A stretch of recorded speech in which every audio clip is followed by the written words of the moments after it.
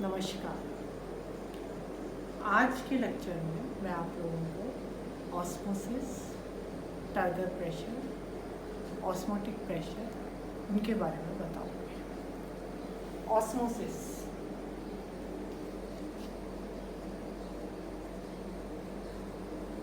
सबसे पहले हम ऑस्मोसिस की डेफिनेशन स्टार्ट करते हैं। ऑस्मोसिस एक स्पेशल टाइप का डिफ्यूज़न है which takes place through semi-permeable membrane. Osmosis एक विशेष प्रकार का विसरण है which takes place from one cell to another through semi-permeable membrane. आप लोगों को पता है कि ऑस्मोसिस में सेमी परमिएबल मेम्ब्रेन का होना बहुत ज़रूरी है and in this the translocation takes place only of solvent. सिर्फ विलायक का ही इसमें गति होती है from area of its higher concentration. Means जो solvent है उसकी सांद्रता जहाँ पर अधिक होती है वहाँ से जहाँ पर उसकी सांद्रता कम होती है वहाँ पर इसकी गति होती है थ्रू सेमी परमेबल मेम्ब्रेन। इस डायग्राम में आप लोग देखिए, ये है pure solvent, this is pure solvent, और प्लांट की टर्म में हम we can take its as a water. This is solution, ये है solution. So there will be the movement of pure water into the solution and it is known as osmosis. Osmosis एक बहुत ही important physiological क्रिया है जिससे हमारा जो water है प्लांट में एक सेल टू दूसरे सेल में जाता रहता है। ऑस्मोसिस के बेसिस पे ही we can define 3 types of solution. One is hypotonic,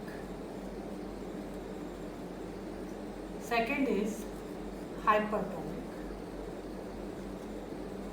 and third is isotonic.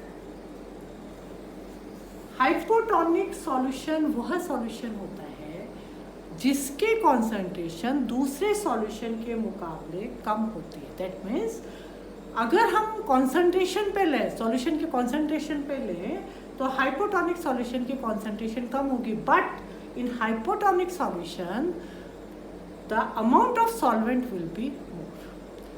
Hypertonic में सॉल्यूशन ज़्यादा कॉन्सेंट्रेटेड होगा, दैट मीन्स उसमें ज़्यादा सॉल्यूट डिजॉल्व होगा, तो नेचुरली सॉल्वेंट का अमाउंट कम हो जाएगा। एंड आइसोटोनिक में दोनों सॉल्यूशन की कंसंट्रेशन बराबर होती है।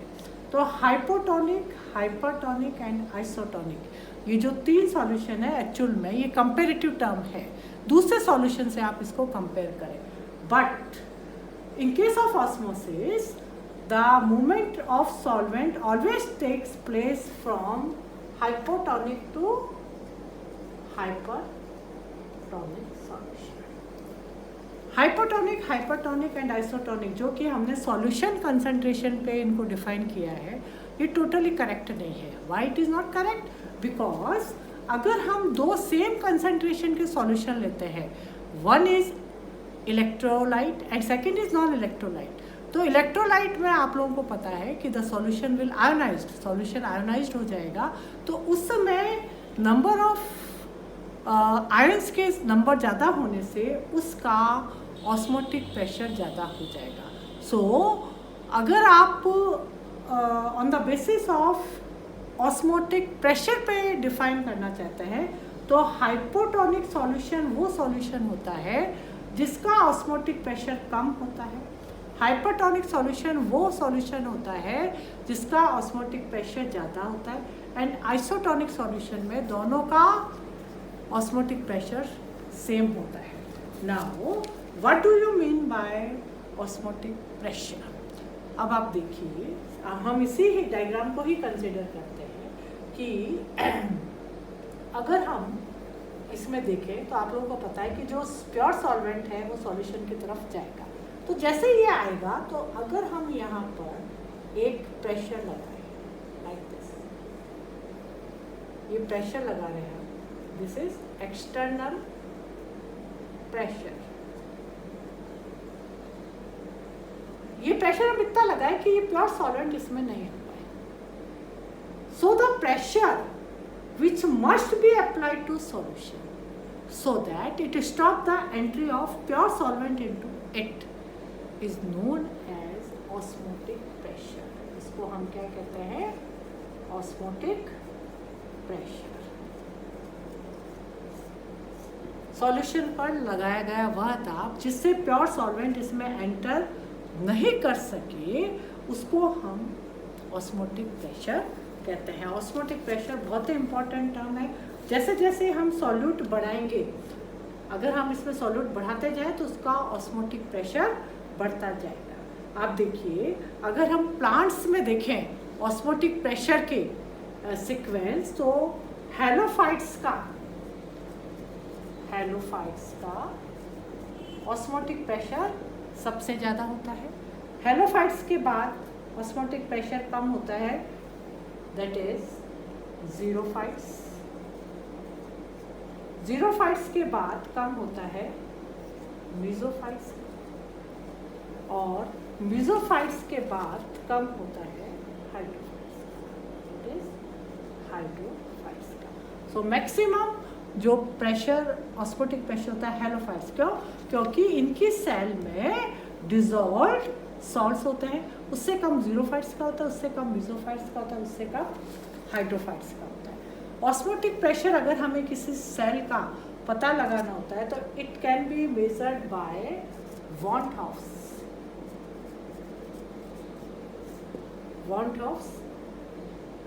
formula, that is osmotic pressure is equal to mRT. Osmotic pressure is equal to mRT. Here R is gas constant, T is absolute temperature and M is the concentration of the solution. अगर हम 1 मोल solution लेते हैं glucose का, तो आप देखिए उसका osmotic pressure क्या हो जाएगा? 1 इंटू आर की वैल्यू आपको पता ही है 0.082 एंड टी होता है into 273. So is equal to हो जाता है 22.4 एटमॉस्फेयर. This is the. अब आप जैसे सपोज आप 2 मोलार ले रहे हैं, तो 2 मोलार को इससे मल्टीप्लाई कर दीजिए तो अपने आप उसका ऑस्मोटिक प्रेशर आ जाएगा. इलेक्ट्रोलाइट्स का ऑस्मोटिक प्रेशर जो होता है नॉन इलेक्ट्रोलाइट से बहुत ज़्यादा होता है. इसीलिए अगर हम 1 m सॉल्यूशन सोडियम क्लोराइड का लें, उसका ऑस्मोटिक प्रेशर 1 m सुक्रोज से ज़्यादा होगा. अगर हम ऑस्मोटिक प्रेशर के बेसिस पे ऑस्मोसिस को डिफाइन करें, तो osmosis is movement of any solvent from low osmotic pressure to higher osmotic pressure. So this is about your osmosis. Now next will be Turger pressure, wall pressure and diffuser pressure gradient. What is Turger pressure?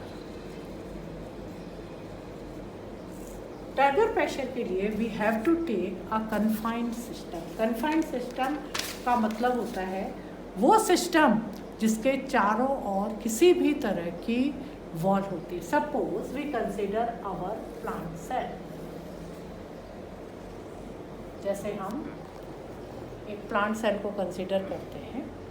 Plant cell में पता है आपको cell wall होती है and there will be a cell membrane and centre में vacuole होती है. This is cell membrane.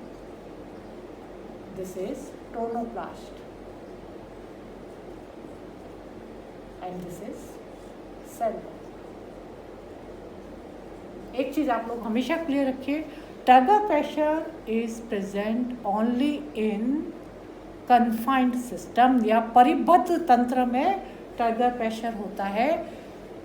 Open system में या फ्री सिस्टम में टर्गर प्रेशर नहीं होता. अब अगर हम इस सेल को एक्सटर्नल सपोज हम किसी सेल को एक्सटर्नल हाइपोटोनिक सॉल्यूशन में रखते हैं. हाइपोटोनिक सॉल्यूशन मीन्स कि इसकी कंसंट्रेशन हमारे सेल की जो कंसंट्रेशन है उससे कम है। दैट मीन्स इसका ऑस्मोटिक प्रेशर क्या है, इसका ऑस्मोटिक प्रेशर कम है और इसका ऑस्मोटिक प्रेशर ज़्यादा है। तो water will enter into the cell, जो वाटर है वो सेल के अंदर एंटर करेगा and cell will start swelling, जो सेल है हमारी फूलना शुरू हो जाएगी and the cell membrane will exert the pressure on cell wall. So the pressure exerted by cell membrane on cell wall is known as turgor pressure। कोशिका झिल्ली द्वारा कोशिका भित्ति पर लगाया गया प्रेशर टर्गर प्रेशर कहलाता है। आपने देखा होगा कि जो एनिमल सेल है उनको अगर हम बहुत लंबे समय तक प्योर सॉल्वेंट में रख देते हैं तो वो फट जाती है। ये अधिकतर आरबीसीज में होता है। आरबीसीज को अगर आप प्योर वाटर में रख दो तो धीरे धीरे वो स्वेल होगी और वो फट जाती है, लेकिन प्लांट सेल फटती नहीं है। इसका एक बहुत बड़ा कारण है कि you know that plant cell have cell wall, तो there will be an equal and opposite pressure exerted by cell wall on the cell membrane and this is known as wall pressure। क्या कहते हैं हम इसको? Wall pressure कहते हैं। तो जैसे ही सेल मेम्ब्रेन सेल वॉल पे लगाते हैं, cell wall equal and opposite pressure लगाती है, that is known as wall pressure. But as animal cell let the cell wall, so there will be no wall pressure. Now turgor pressure, you know, turgor pressure is always equal to wall pressure. So turgor pressure में दो तीन चीज़ें आप लोग को याद रखनी है कि टर्गर प्रेशर हमेशा कन्फाइंड सिस्टम में होता है। टर्गर प्रेशर के कारण सेल वॉल पे जो प्रेशर लगता है, सेल वॉल वापस इक्वल एंड अपोजिट वो प्रेशर लगाती है, इसलिए हमारे प्लांट सेल जल्दी से फटती नहीं है, एनिमल सेल फट जाती है। टर्गर प्रेशर बहुत ज़रूरी है for the growth of the cell and for the elongation of the cell. So this is all about today's lecture. Thank you.